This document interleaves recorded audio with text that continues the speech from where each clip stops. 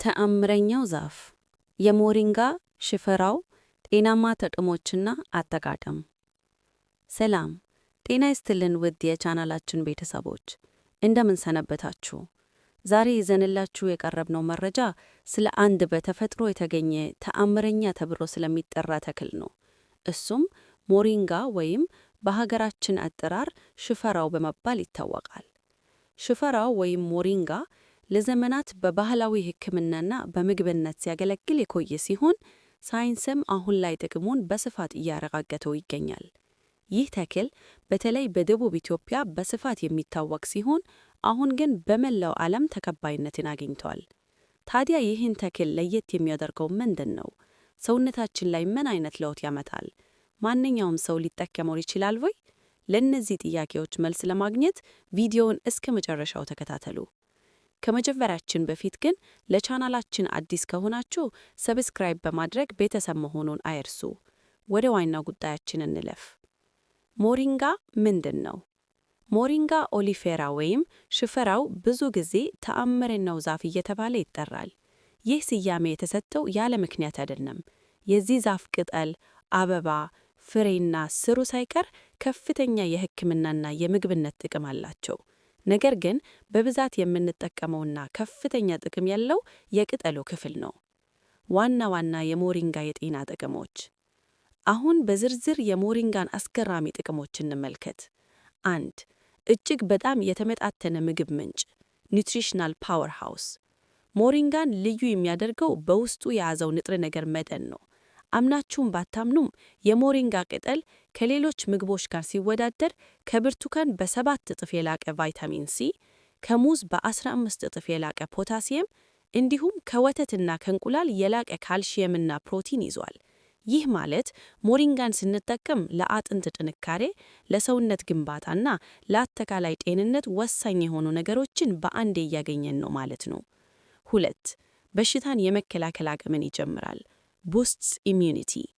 በሞሪንጋ ውስጥ የሚገኙት ቫይታሚን ኤ፣ ሲ እና አይረን የሰውነታችንን በሽታ የመከላከል አቅምን በእጅጉ ያጠናክራሉ። በተለይም በተደጋጋሚ ጉንፋን ለሚይዛቸው ሰዎች ወይም ድካም ለሚሰማቸው ሰዎች ሞሪንጋ ትልቅ መፍትሄ ነው። በውስጡ ያሉት አንቲኦክሲዳንቶች ሴሎቻችን እንዳይጎዱ በመከላከል ከካንሰርና ከመሰል በሽታዎች ይጠብቁናል። 3. የደም ስኳር መጠንን ያስተካክላል lowers blood sugar levels። ይህ ነጥብ ለስኳር ህመምተኞች በጣም ጠቃሚ ነው። ጥናቶች እንደሚያሳዩት ሞሪንጋ የደም ስኳር መጠንን የመቀነስ አቅም አለው። የኢንሱሊን ምርትን በማስተካከል እና ሰውነታችን ስኳርን እንዴት እንደሚጠቀም በማሻል ለስኳር ህመምተኞች እንደ ተፈጥሯዊ ድጋፍ ያገለግላል። 4. ለልብ ጤንነትና ለደም ግፊት heart health and blood pressure። ሞሪንጋ በደም ውስጥ ያለው መጥፎ ኮሌስትሮልን ለመቀነስ ይረዳል። ኮሌስትሮል ሲቀንስ ደግሞ የልብ ህመም ስጋት አብሮ ይቀንሳል። በተጨማሪም በውስጡ ያለው ፖታሲየም የደም ግፊትን ለማስተካከል ጠቃሚ ነው። 5. ለቆዳና ለፀጉር ውበት ስኪን ኤንድ ሄር ሄልት። ሞሪንጋ ለውስጥ አካላችን ብቻ ሳይሆን ለውጫዊ ውበታችንም ወሳኝ ነው።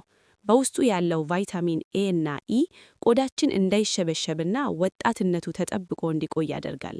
በተጨማሪም ፀጉር እንዳይነቃቀልና ጠንካራ ሆኖ እንዲያድግ ይረዳል።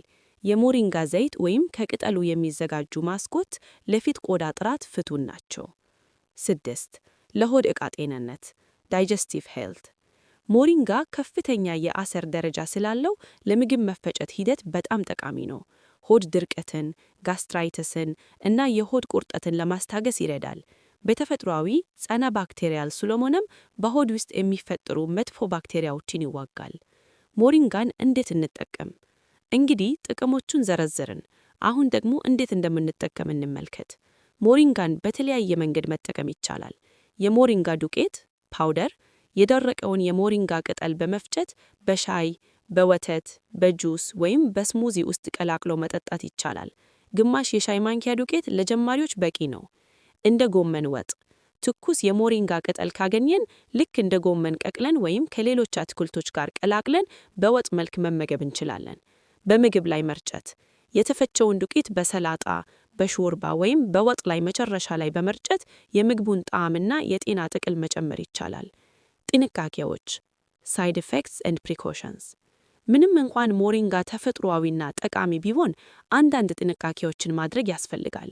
ለነፍሰ ጡር እናቶች ነፍሰ ጡር እናቶች በተለይም የሞሪንጋ ስርና ክርቢት መጠቀም አይመከርም። ምክንያቱም ማህፀን እንዲቆማተር ሊያደርግ ስለሚችል ለጽኑ አደገኛ ሊሆን ይችላል። ቅጠሉን በልክ መጠቀም ችግር ላይኖረው ይችላል፣ ነገር ግን ሐኪም ማማከር ተገቢ ነው። ከመጠን አበሳስመው ሞሪንጋ ጠንካራ የሆድ ማለስለስ ባህሪ ስላለው ከመጠን ባለፈ ብንወስደው ለተቅማጥ ሊዳረገን ይችላል። ስለዚህ በቀን ከ1 እስከ 2 የሻይ ማንኪያ ዱቄት ባይበልጥ ይመከራል። መድኃኒት የሚወስዱ ሰዎች የደም ግፊት ወይም ስኳር መድኃኒት የምትወስዱ ከሆነ ሞሪንጋ ከነዚህ መድኃኒቶች ጋር ተደራርቦ የደም ስኳርን ወይም ግፊትን ከመጠን ባለፈ ሊቀንሰው ስለሚችል ሐኪማችሁን ማማከር አለባችሁ። ማጠቃለያ ኮንክሉዥን በአጠቃላይ ሞሪንጋ ወይም ሽፈራው እግዚአብሔር ለሰው ልጆች የሰጠው ድንቅ ስጦታ ነው። በቀላሉ የሚገኝ ዋጋው ርካሽና ጥቅሙ ግን የላቀ ነው። ጤናችሁን ለመጠበቅ፣ ጉልበት ለማግኘት እና በሽታን ለመከላከል ይህን ተክል በዕለት ተዕለት ምግባችሁ ውስጥ ብታከቱት ውጤቱን በአጭር ጊዜ ታዩታላችሁ። እናንተስ ሞሪንጋን ተጠቅማችሁ ታውቃላችሁ? ምን አይነት ለውጥ አያችሁበት? ልምዳችሁን በኮሜንት መስጫው ላይ ጻፉልን። ጥያቄም ካላችሁ ለመመለስ ዝግጁ ነን። ይህ ቪዲዮ ጠቃሚ ሆኖ ካገኛችሁት ላይክ ማድረግ እንዳትረሱ። ለጓደኞቻችሁና ለዘመዶቻችሁ በማጋራት ጤናን አድርሱ። በቀጣይ በሌላ ጠቃሚ የጤና መረጃ እስከምንገናኝ ቸር እንሰንብት። ሰላም።